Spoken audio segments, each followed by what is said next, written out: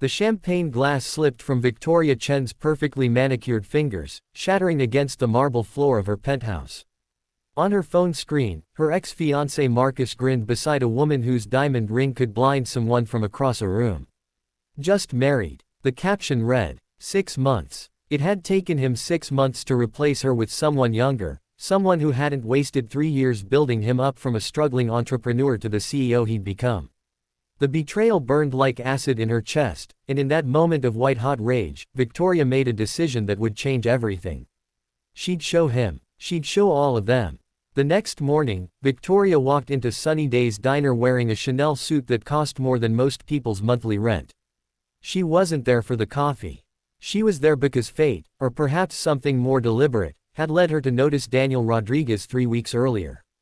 He worked the morning shift, serving pancakes with a smile that never quite reached his tired eyes. More importantly, she'd overheard him on the phone, his voice cracking as he explained to someone that he couldn't afford his daughter's field trip fee. Daniel. Victoria's voice cut through the breakfast chatter. Could we talk outside? Daniel wiped his hands on his apron, confusion flickering across his weathered face. At 32, he looked older, the kind of aging that comes from carrying too much weight on your shoulders. Ma'am, if this is about the coffee yesterday, I already spoke to my manager. I want to marry you. The words hung in the air between them like a dare. Daniel laughed, the sound sharp and disbelieving. A couple at a nearby table stopped mid-bite, forks suspended in shock. I'm serious, Victoria continued, her voice steady despite her racing heart. I need a husband for 6 months. You need financial stability. I'll pay off your debts, cover your daughter's expenses, and give you $100,000 when we divorce. All you have to do is show up to a few events and play the part. Daniel's laugh died in his throat. Lady, I don't know what kind of game you're playing. No game. Just business. Victoria pulled out her phone, showing him a contract her lawyer had drafted at 4 that morning. Think about your daughter. Think about what this money could do for Emma. The mention of his 8-year-old daughter's name made Daniel's jaw clench. How do you know about Emma? I pay attention. Victoria's expression softened slightly. I know you work 2 jobs. I know Emma's mother left when she was a baby. I know you're drowning, Daniel. I'm throwing you a life raft. 3 days later, they stood before a judge in a courthouse that smelled like old paper and broken promises. Victoria wore ivory silk. Daniel wore the only suit he owned, the one from his father's funeral. When the judge pronounced them husband and wife, there was no kiss, no cheers. Just a handshake that felt like a contract being sealed. The backlash was immediate and vicious. Victoria's social media exploded. Her former friends, the ones who'd always smiled at her charity galas while whispering behind her back, had a field day. She married a waiter. How desperate can you get? This is what happens when women hit 35. Pure panic. Marcus dodged a bullet. She's clearly unstable. The tabloids were worse. Billionaire's revenge marriage, screamed one headline, beside a photo of Daniel looking uncomfortable in a tuxedo at their first public appearance. At that event, a fundraiser for children's literacy, Victoria had watched her former social circle literally laugh when she introduced Daniel. Their mockery was a physical thing, filling the room like poisonous gas. But something unexpected happened that night. During the dinner, a little boy approached their table, clutching a worn copy of Where the Wild Things Are. He looked up at Daniel with wide, hopeful eyes.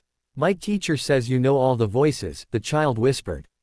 Daniel's entire demeanor transformed. He knelt down, taking the book gently, and began reading with different voices for each character, drawing a small crowd of children. Victoria watched, transfixed, as this man she'd essentially hired performed an impromptu story time with a warmth that made her chest ache in a way she didn't understand. Later, in the car ride home, she asked, "Where did you learn to do that?" Emma had nightmares for 2 years after her mom left, Daniel said quietly, staring out the window. Books were the only thing that helped. We'd read until she fell asleep. Sometimes that took hours. He turned to her then, his dark eyes searching her face. Why did you really do this, Victoria? It's not just about Marcus, is it? She wanted to lie. She'd built her fortune on strategic thinking and careful words. Instead, she found herself saying, I wanted to prove I wasn't disposable. That I mattered. You know marrying me doesn't prove that, right? Daniel's voice was gentle. It just proves you have money and desperation. Not exactly a winning combination. His honesty stung, but it also cracked something open inside her. The real shift came 6 weeks into their arrangement. Victoria returned to the modest house she'd rented for appearances to find Daniel in the kitchen, teaching Emma how to make homemade pasta. Flour covered every surface, including Emma's dark curls and Daniel's nose. Victoria. Emma squealed, pronouncing it, Victoria, in the way that only 8-year-olds can. Daddy says you've been to Italy. Is the pasta there really better? Victoria had planned to retreat to her room, to maintain the careful distance she'd established. Instead, she found herself pulling up a chair, sharing stories of a Venice trip she'd taken alone after Marcus canceled their engagement trip, turning her heartbreak into something that could make this little girl's eyes light up with wonder. That night became a pattern. Dinners together, homework help, bedtime stories where Victoria discovered she could do a pretty good impression of the Gruffalo. Emma, with the uncomplicated affection of children, decided Victoria was the coolest grown-up ever, and Daniel stopped looking at Victoria like she was a ticking time bomb. 4 months in, Emma got sick. Not just a cold, but a terrifying fever that spiked to 104 in the middle of the night. Victoria found herself in the emergency room at 2 a.m., holding Daniel's hand as they waited for test results, her Versace dress still on from a business dinner she'd abandoned mid-course.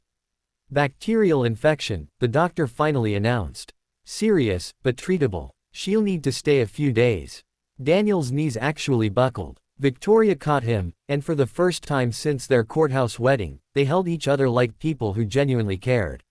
I can't lose her, Daniel whispered into Victoria's shoulder. She's everything. You won't, Victoria promised, surprising herself with the ferocity in her voice.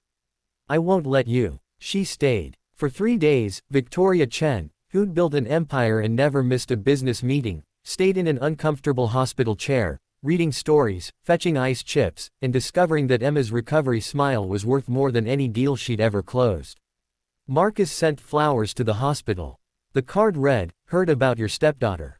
Hope the publicity stunt was worth it." Victoria threw them in the trash without a second thought. The 6-month mark arrived on a Tuesday. Victoria had the divorce papers drawn up, the check written. She found Daniel in the backyard, pushing Emma on the swing set Victoria had insisted on installing.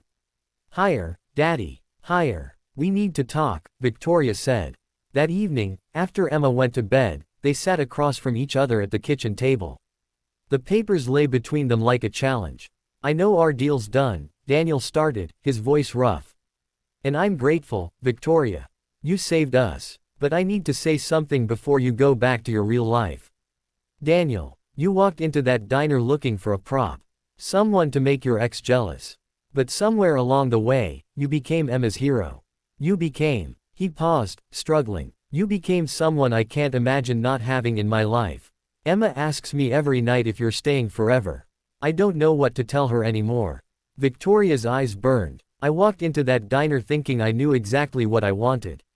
Revenge. Validation. Proof that I wasn't the failure Marcus made me feel like I was."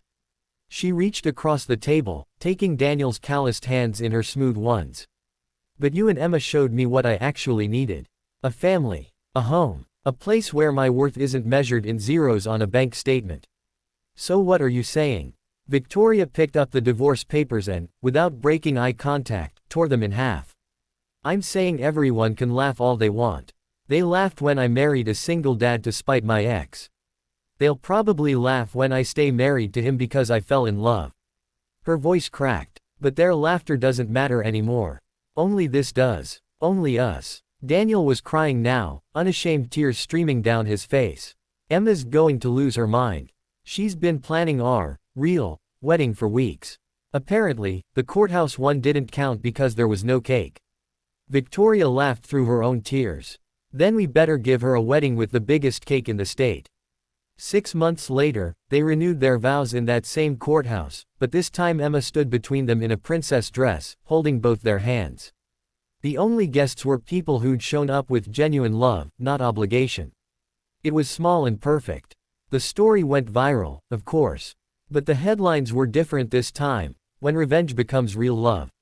Victoria didn't read them. She was too busy teaching Emma how to ride a bike while Daniel grilled burgers in their backyard, living a life that no amount of money could have bought, but that opening her heart had earned. Marcus sent a gift. She returned it unopened. Sometimes the best revenge isn't proving someone wrong about you. It's discovering they were never right about what you needed in the first place.